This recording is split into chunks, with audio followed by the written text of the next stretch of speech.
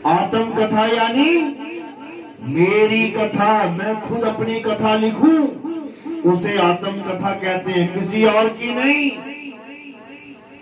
आत्म हत्या यानी मैं खुद की हत्या करूं, किसी और की नहीं। आत्म रक्षा यानी मैं खुद अपनी रक्षा करूं, किसी और की नहीं। आत्म कल्याण यानी मैं खुद का कल्याण करूं, किसी और का नहीं। आत्मनिर्भर यानी मैं खुद पे निर्भर रहूं, किसी और पे नहीं। इसी प्रकार आत्म ज्ञान यानी मुझे मेरा ज्ञान हो जाए, किसी और का नहीं। अगर किसी और का ज्ञान मुझे हो रहा है वो आत्म ज्ञान नहीं कहलाता, वो तो किसी और का ज्ञान है। तो साहिब कह रहे हैं जब लग ना चीनोगे आत्म तब लग ना मिली है परमात्म। आत्म चीने परमात्म चीने संत कहावे सोए, और यह भेद काया से न्यारा पूछे बिरला कोई। यह भेद काया से न्यारा, इसको अच्छी तरह समझना, ये काया का खेल नहीं है। ये कोई कहे जी आंखों के बीच में ध्यान लगाना है, त्रिपुटी में ध्यान लगाना है, कोई कहे कंठ में ध्यान लगाना है, नाक पे ध्यान लगाना है, कोई कहे नाभि में ध्यान लगाना है, सांसों में ध्यान लगाना है। बिल्कुल नहीं, ये सब काया है। साहिब कहते देही ज्ञान सब जगत बखाने, विदेही ज्ञान कोई बिरला जाने। ध्यान विदेह और नाम विदेहा, 2 लख पावे मिटे संदेहा। कहते देही ज्ञान देने वाले हजारों गुरु बैठे हैं। कोई कहता मेरी शक्ल का ध्यान कर, मैं तुझे लेने आऊंगा अंत समय में। भाई इतना ही लेने का शौक है तो एड्रेस बता दे मुझे, मैं कहां से आया हूं। मेरा आधार कार्ड क्यों जमा करवाते हो, फॉर्म क्यों फिल करवाते हो, नाम लिखो पता लिखो, तुम लेने आओगे, तुम बताओ कहां आओगे। मैंने तो एड्रेस लिख दिया घर का, मेरी माँ बाजार में हुई, कहां लेने आओगे मुझे। तुम्हें पता ही लगेगा कहां पे मर रहा हूं मैं। ये सब भरमजाल है। ये शक्लों का ध्यान कराना, ये अंतर ज्योत प्रकाश दिखाना कि आंखों के अंदर पीछे देखो ज्योत चल रही है, तो क्या करूं मैं। ज्योत चल रही है तो ज्योत तो मेरे दीवे में भी चल रही है, बाहर में ज्योत लगाता हूं वो भी चल रही है, उससे मेरा क्या कल्याण होगा। ज्योत को देखने वाला कौन है, उसका भेद पता है तो बताओ। ज्योत का क्या है, ज्योत तो दृश्य है, दृश्य को देखने वाला दृष्टा है। इस दृष्टा का भेद बताइए, दृष्टा कहां से दृश्य देख रहा है बैठ के, तब समझ में आए कि कुछ ज्ञान है। तो कहते देही ज्ञान सब जगत बखाने, विदेही ज्ञान कोई बिरला जाने। विदेह यानी आत्मा। कई लोग इस सांस को आत्मा मान के बैठे हुए हैं। हजारों पंथ चल रहे हैं, हजारों जो इस सांस की साधना को कहते हैं, हम तो आत्मा की साधना करते हैं, हम तो आत्मज्ञानी। और पूछो करते क्या हो, सोहम सोहम सोहम, श्वासा चल रही है, उसी में रमे पड़े हैं, उसी को देख रहे हैं, सांसों को आती जाती को, उसी में सोहंग सोहंग चल रहा है। अरे भाई ये सोहंग सोहंग श्वासा है, आ रही है जा रही है, गिनती में है कम हो रही है। 21,600 सांसें रोज की हैं तुम्हारे पास। हर 4 सेकंड में तुम्हारी एक सांस कंप्लीट होती है, एक चक्कर पूरा होता है, आना जाना। 2 सेकंड में आना, 2 सेकंड में जाना। 4 सेकंड में एक सांस पूरी होती है। अब 1 घंटे में कितनी पूरी होती है निकाल लेना, 1 दिन में कितनी होगी निकाल लेना। 21,600 सांसें एक्यूरेट आ जाएगी सामने। अब रोज 21,600 सांसें कम हो रही हैं। ये सांसें कम हो रही हैं और एक दिन ये सांसें जितनी मिली थी भूख के खत्म हो जाएगी। फिर डॉक्टर को कहना भैया थोड़ी सांसें दे दो यार, हमें दे देगा क्या? एक सांस फालतू नहीं मिलेगी। वो बात अलग है, वो पेट फूलेगा पिचकेगा लगा के मशीन में नकली हवा दे रहा है, वो सांस ले नहीं पाओगे तुम। वरना फिर मशीन लगा के कोई मरे ही ना। हजार दिन 10 हजार दिन लगा के रखो मशीन पे, मरे ही ना कोई। फिर वो नकली सांस है। जैसे लोहार के पास होता है ना वो एक थैला सा, वो भी सांस लेता, कहो वो भी जिंदा है फिर तो ऐसा नहीं होता। श्वासा खत्म हो जाती है, श्वासा गिनके मिली है। आत्मा कभी खत्म नहीं होती, आत्मा कम और ज्यादा नहीं होती।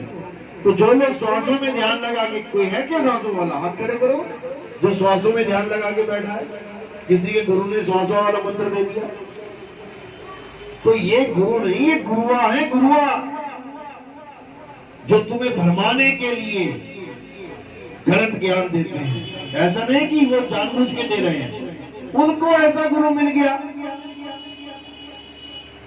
जिसने उन्हें भरमा दिया, अब वो आगे भरमा रहा है।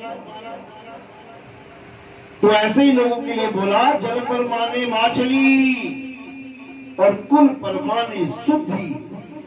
जिसको जैसा गुरु मिला उसकी वैसी बुद्धि।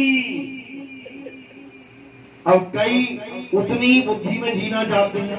भले हमारा सत्संग भी सुन लिया किसी गुरु ने, लगा भी हुआ है सोअंग रटने, रटवा भी रहा है, लेकिन आगे सत्य को समझने के बाद भी मान नहीं रहा है।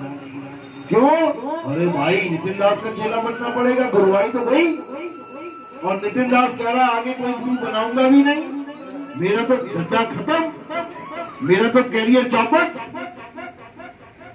अब वो झूठ में ही जीना स्वीकार कर लेता है कि चलो कोई बात नहीं, हजारों लोग हैं, बढ़िया खा पी रहा हूं, मजे कर रहा हूं, तो क्या हुआ, अगला जन्म किसने देखा? अपना तो बर्बाद किया, अपने चेलों का भी बर्बाद किया, वो भी जानबूझ के। यानी आगे का ज्ञान मिल रहा है तब भी नहीं ले रहा है, अब वो दोषी हो गया। अगर वो ज्ञान ना प्राप्त कर पाता, ये वाला सुन ना पाता कभी जीवन में, तब भी परमात्मा उसको माफ कर देते कि चलो अनजान था बेचारा, जो गुरु ने दिया वो करवा दिया, उसको फिर भी माफी मिल सकती है। लेकिन जिसने अच्छी तरह समझने के बाद भी केवल मान बड़ाई लोक लाज के चक्कर में आके सत्य को स्वीकार नहीं किया, वो परमात्मा का दोषी हो जाता है और दोषी को सजा मिलती है। क्या सजा मिलेगी उस गुरु को? झूठा गुरु अजगर बना, 184 जाए और सारी संगत चींटी बनी, तोड़ तोड़ के खाए। फिर जितनी संगत बैठी है, गुरुजी गुरुजी गुरुजी जितना खाना खिला रही है, फिर तोड़ तोड़ के उतना ही खाएगी वापस। जितने घरों में जाके भोजन कर रहे हो, एक एक बंदा आके तुम्हें तोड़ तोड़ के खाएगा, क्योंकि तुमने उसका मनुष्य जन्म बर्बाद कर दिया अपने मान बढ़ाई में। जबकि गुरु ऐसा चाहिए जिसको ये पता लग गया कि नितिन दास ने आगे का ज्ञान खोला है, वो अपने चेलों को भी सत्संग शेयर करे कि सुनो इसे, और जो आगे जाना चाहता है जा सकता है। ऐसा गुरु भी अगर है तब भी धन्य है वो गुरु। और ऐसा नहीं है कि ऐसे गुरु नहीं है, हमारे पास वो लोग भी नाम दीक्षा लेंगे जिनके हजारों चेले हैं आगे, चरणों में आके बैठ के कंठी धारण करके। ऐसा नहीं कि वो अब चेला बन गया तो उसकी इज्जत मान खत्म हो गई, उसको भी गुरु की नजर से वो लोग देख रहे हैं। क्यों? क्योंकि वो उनका पुराना गुरु है। भले वो गुरु भाई बन गया, बराबर लेवल में आ गया, लेकिन फिर भी मान सम्मान तो मिलता ही है ना भाई। तो लेकिन केवल मान सम्मान के चक्कर में तुम बर्बाद कर दो लोगों को, तब तुम दोषी हो जाओगे। अब तुम गुरु नहीं, अब तुम प्रचारक हो गए हो। ठीक है, प्रचार करो परमात्मा का, कोई बात नहीं, क्या दिक्कत है। तो गुरुवाई तो एक ही करेगा केवल, वो है परम। उसके अलावा गुरुवाई कोई नहीं करेगा। सब प्रचारक हो सकते हैं। प्रचार करो, उठाओ साइकिल, गांव गांव पर्चे बांटो, प्रचार करने में कोई मना नहीं। तो इसीलिए बोला जब आएगा बीसम बीसा, ना रहेगा ईसा, ना रहेगा मूसा, राज करेगा जगदीसा। बीसम बीसा के दो अर्थ होते हैं। एक तो जो बीसम बीसा निकल गया 2020, ये भी बहुत इंपॉर्टेंट था।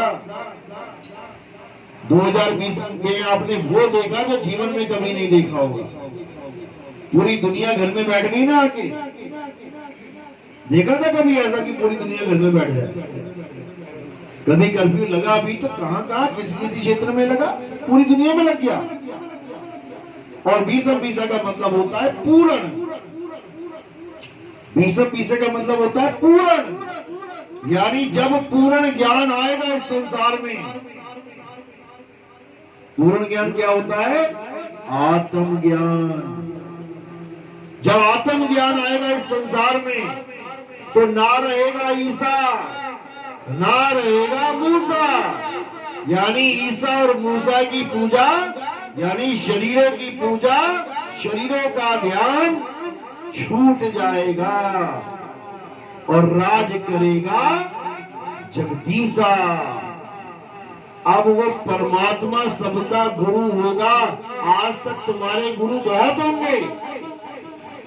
फलाना गुरु दीवार पे लटका हुआ है फोटो, फलाना गुरु वहां फोटो लटकी है, फलाना गुरु। अब ऐसा गुरु मिलेगा जिसकी कोई फोटो ही नहीं होगी।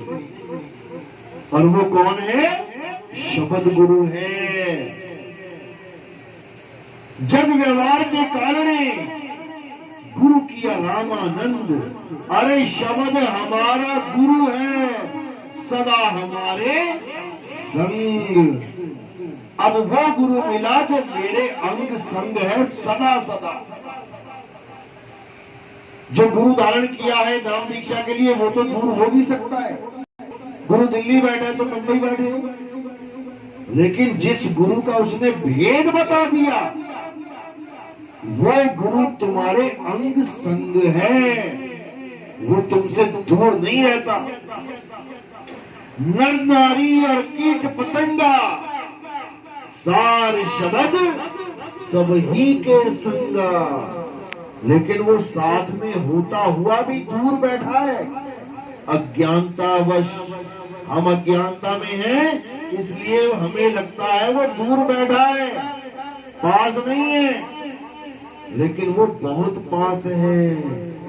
मुझको कहां ढूंढे रे बंदे, मैं तो तेरे पास में। अब उस पास वाले को ढूंढना है केवल।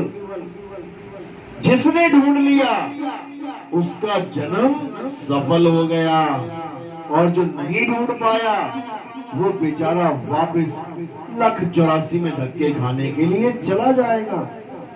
1,84 भटक के पे अटके आए, और अब की पासा ना पड़ा तो फिर 84 फिर जाना पड़ जाएगा। फिर वही कुत्ता, बिल्ली, बकरा, हाथी, घोड़ा, सांप, बिच्छू। अभी सांप दिखता है तो मारने के लिए दौड़ते हो। ऐसी जून मिल जाएगी तुम्हें जहां तुम्हें छुप छुप के घास में, झाड़ियों में, बिलों में रहना पड़ेगा। पूरा दिन बिल में पड़े रहोगे, पड़े रहोगे, पड़े रहोगे। सोचोगे यार क्या जीवन मिल गया। खुल के गांव में घूम भी नहीं सकता। लोग लाठियां लेके मारने के लिए दौड़ रहे हैं, और यही मूर्ख मेरी मूर्ति को नाग पंचमी के दिन दूध पिलाते हैं। जब मैं आ जाता हूं तो मुझे मारने लग जाते हैं। ऐसी जून मिल जाएगी, क्या कर लोगे? बदल लोगे अपनी जून? बिच्छू की जून मिल गई, पहाड़ों के बीच में, पत्थरों के बीच में छुप छुप के रहना पड़ेगा। घुसते हैं ना ये लोग, गड्ढा देखते घुस जाते, छुप जाते हैं। इनको पता है बाहर आते ही लोग मार देंगे हमें। तो ऐसी जूने मिलेंगी तब भक्ति करोगे क्या? अभी मौका है, अभी मौका है सतनाम को जानने का। और अगर सतनाम को नहीं जान पाए, केवल जपते ही रह गए सतनाम सतनाम सतनाम, तो तुम्हारा जीवन बर्बाद हो जाएगा। ये मनुष्य चोला अनमोल बर्बाद हो जाएगा। तो इसे बर्बाद होने से बचाने के लिए केवल एक ही काम करना है। क्या करना है?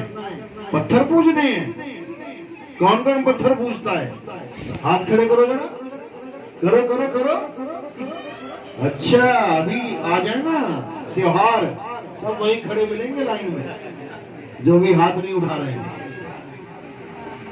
कबीर साहब है, पत्थर पूजे हरि मिले तो मैं पूजू पहाड़, और बात से ये चाकी भली पी सखाए संसार।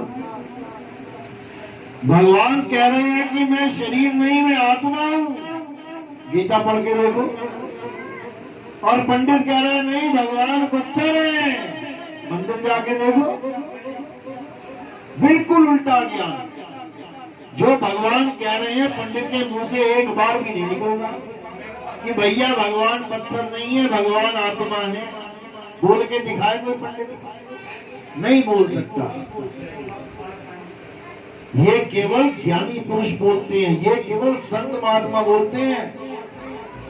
और ब्राह्मण सोच रहे हैं कि हम जगत के गुरु हैं। कबीर साहब कह रहे हैं ब्राह्मण गुरु है जगत का, संतन का गुरु नहीं। उलझ पुलझ मर जाता चारों वेदों माही। यानी जगत को मूर्ख बना के गुरु बन बैठे हैं, लेकिन संतों को मूर्ख नहीं बना सकते। अरे पलटू पूजे आत्मा, नित्य आए नित्य जाए। अपाथर पूजे मूर्खा, हाथ जोड़ घिघियाए। पलटू उसकी पूजा करता है जिसके आने और जाने पर पता भी लग जाता है। पता लगता है कि आया और गया। एक बच्चा पैदा हुआ, अब रोया ही नहीं, वो ऐसे ही पड़ा हुआ है चित। और एक बच्चा पैदा हुआ, पैदा ही होते रो रहा है। अब वो रो क्यों नहीं रहा? क्योंकि वो मृत पैदा हुआ। अब वो क्यों रो रहा है? क्योंकि उसमें आत्मा है, जीवित पैदा हुआ। अब दोनों में क्या फर्क है? एक में आत्मा समझ में आ रही है कि है, और एक में आत्मा नहीं है, तभी तो वो मरा हुआ है। तो साहिब कह रहे हैं पलटू साहिब की पलटू पूजे आत्मा, नित्य आए नित्य जाए। आ रही है तब भी पता लग रहा है तुम्हें, और जा रही है तब भी पता लग रहा। पिताजी बैठे बैठे बैठे दिल में दर्द हुआ और चले गए। अब तुम्हें पता लग रहा है कि हाँ, थोड़ी देर पहले तो पिताजी थे, अब चले गए। यानी नित्य आए नित्य जाए। जीवात्मा की बात चल रही है यहाँ पे। अब आदमी में जीवित में और मृत में फर्क पता लग जाता है ना। पता लग गया कि हाँ, ये जीवित है, ये मृत है। अब पत्थर पे आ जाओ। पाथर पूजे मूर्खा। एक पत्थर जो सड़क के किनारे देवी माँ का या किसी का पड़ा हुआ है, हनुमान जी का, शंकर जी का, जो मूर्ति बनाई है कलाकार ने, चित्रकार ने, शिल्पकार ने। अब तुम जब जाते हो बाइक पे, सामने बढ़िया मूर्ति बनी है, 25-30 मूर्तियां पड़ी हैं, क्या तुम बाइक रोक के, उतर के, जूते उतार के, सिर ढक के, क्या 25 मूर्तियों के आगे 500-500 का नोट रखोगे? रखेंगे? वो हाथ खड़ा करेगा। और जो नहीं रखेंगे वो खड़े, जो नहीं रखेंगे वो हाथ खड़ा करो। नहीं रखेंगे, एक ही बंदा नहीं रखेगा, बाकी सब 500-500 के नोट उड़ाते हैं। बहुत बढ़िया। तुम कभी नहीं रखोगे वहां पे नोट। क्यों? क्योंकि तुम्हारे भाव ही नहीं बनेगी। अब कुछ लोग सोचेंगे कि नहीं नहीं, जब मूर्ति बाहर होती है, सड़क में पड़ी होती है, तो वो पूजने के काबिल नहीं होती है। कब होती है पूजने के काबिल? जब पंडित जी मंत्र पढ़ पढ़ के उसमें प्राण प्रतिष्ठा कर देंगे, तब वो मूर्ति पूजने के काबिल होगी। चलो मान लिया कि तुमने प्राण प्रतिष्ठा कर दी, लेकिन अब तुम्हें साबित करना पड़ेगा कि उस मूर्ति में जिसमें प्राण गए हैं वो दूसरी मूर्ति से भिन्न है। भाई एक मुर्दा आदमी और एक जीवित आदमी, तुम साबित कर सकते हो ना कि कौन मुर्दा कौन जीवित, उसकी एक्टिविटी से। माना कि ये मूर्ति बिना प्राण प्रतिष्ठा वाली है, इसको मैंने टेढ़ा कर दिया, ये सीधा नहीं हो सकती क्योंकि इसमें प्राण नहीं है। एक बच्चे को गिरा दो और उसको कहो भैया सीधा हो जाएगा ना। ये मूर्ति कितने दिनों में सीधा होगी? दिन कम है क्या? टाइम लगेगा। कितने सालों में सीधी हो जाएगी? साल भी कम है क्या?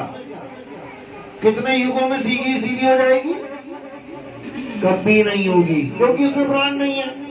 चलो ठीक है, अब प्राण प्रतिष्ठा वाली मूर्ति को टेढ़ा करके देख लेते हैं, वो कितने घंटे में सीधी हो जाएगी, वो कितने महीने में सीधी हो जाएगी, वो कितने सालों में सीधी हो जाएगी। जब वो भी सीधी नहीं हुई और प्राण प्रतिष्ठा के बिना वाली भी सीधी नहीं हुई, तो फर्क क्या है?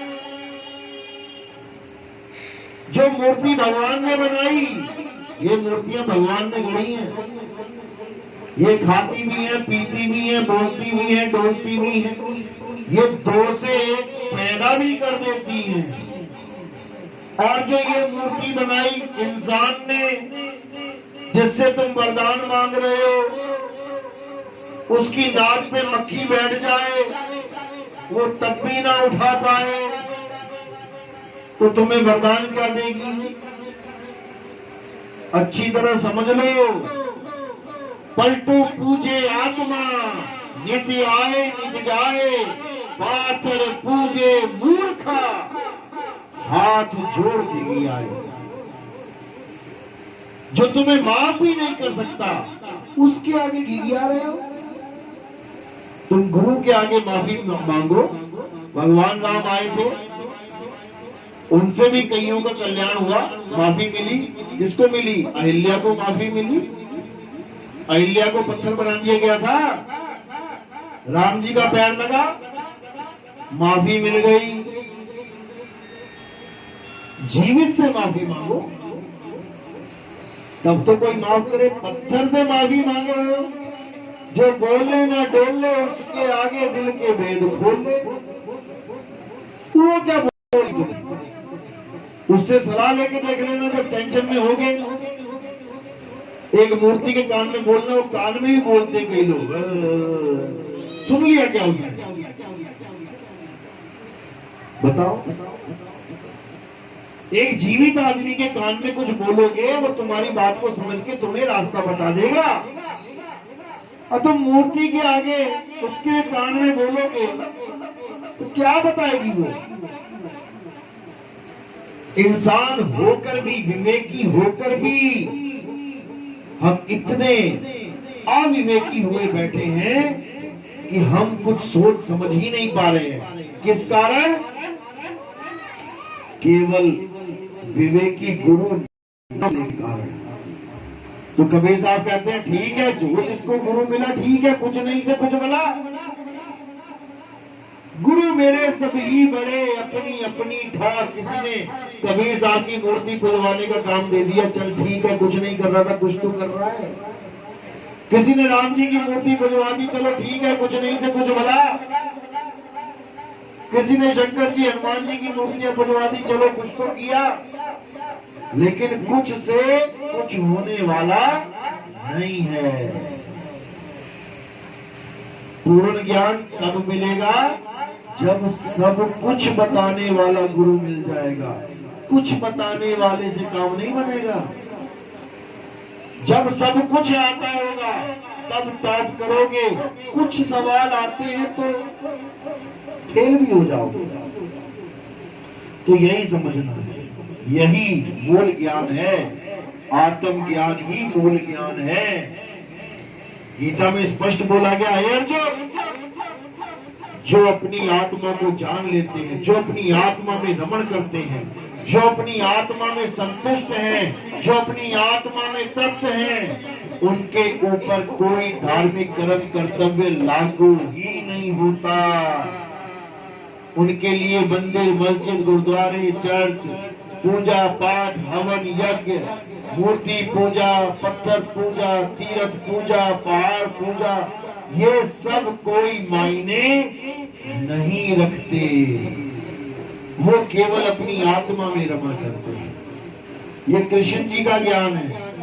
और कृष्ण जी के ही वृंदावन में लोग क्या ज्ञान दे रहे हैं? आत्मा में रमण की जगह रेत में रमण करवा रहे हैं। रमण रेती नाम रखे हुए आश्रमों में।